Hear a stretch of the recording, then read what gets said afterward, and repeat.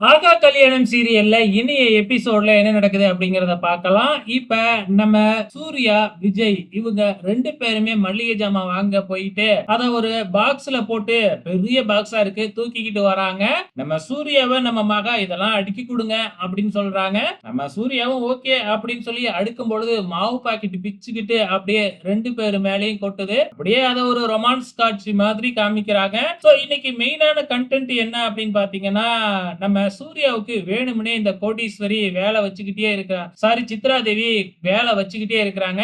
ஏன்னா கௌதம் இப்ப வேலைக்கு போறாப்ல இல்லையா? சூர்யா வீட்ல சும்மா தானே இருக்க. நீ இந்த வேலையெல்லாம் பாரு அப்படிங்கிற மாதிரி வேலையெல்லாம் வேணும்னே வைக்கிறாங்க. இது அங்க இருக்கிறவங்க எல்லாருக்குமே தெரியுது. இந்த பக்கம் வந்து பாத்தீங்கன்னா கோடீஸ்வரியும் நம்ம புருஷோத்தமன் அதாவது கோடீஸ்வரியோட வீட்டுக்காரரும் வந்து பாத்தீங்கன்னா பேங்க்குக்கு தான் போயிருக்கிறாங்க. சோ கௌதமோட டிரான்சாக்ஷன் எல்லாம் காசு கொடுத்து எப்படியோ வாங்கிடுறாங்க. அங்க நம்ம சூர்யாவும் வந்துடுறாப்ல.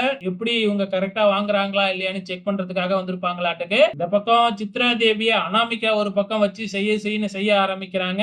வேணும்னே வந்து பாத்தீங்கன்னா நீங்க குடிச்ச தண்ணியில விஷம் கலந்திருக்கேன் அப்படின்னு சொல்லி மிரட்டுறாங்க. கோடீஸ்வரியும் உண்மையா இருக்குமோ அப்படின்னு பயந்து நடுங்குறாங்க. இது ஒரு பக்கம் நடந்துகிட்டு இருக்கிறப்ப, இங்க கடைசியா அந்த டிரான்சாக்ஷன் லிஸ்ட் எல்லாம் சூர்யாவும் மகாவும் வச்சு பார்க்கும் பொழுது, இதுல பெருசா எதுவுமே இல்லவே இல்ல. அவன் பிளான் பண்ணி தான் எல்லாம் பண்ணிக்கிட்டு இருக்கான் அப்படின்னு பேசிக்கிட்டு இருக்கும் பொழுதே, இந்த பக்கம் நம்ம அழகி பாப்பா வந்து அன்னைக்கு நடந்த விஷயத்த சொல்லுது. அதாவது ஒரு 2, 3 நாளைக்கு முன்னாடி நம்ம சூர்யாவுக்கும், மகாவுக்கும் முதலிரவு நடந்த மாதிரி நாமெல்லாம் நெனச்சுக்கிட்டு இருந்தோம் இல்லையா? அது உண்மையாலுமே நடக்கவே இல்ல. அழகி பாப்பா தான் அந்த ஸ்வீட் எல்லாம் தின்னுட்டு மல்லிகை பூவெல்லாம் பிச்சு போட்டிருக்காட்டுக்கு. சோ அத தான் நமக்கு காமிச்சிருப்பாங்க. கடைசியா நம்ம ஐஸ்வர்யா என்ன செய்றாங்க அப்டின்னா, நம்ம கௌதமோட ஃபோன எடுத்து ஏதாச்சும் ஆதாரம் கிடைக்குமான்னு நோண்டிக்கிட்டு இருக்கிறாங்க. அந்த நேரம் பார்த்து கௌதமும் என்ட்ரி குடுத்துட்டாப்ல. என்ன நடக்க போகுது அப்டிங்கிறத பொறுத்திருந்து பார்க்கலாம்.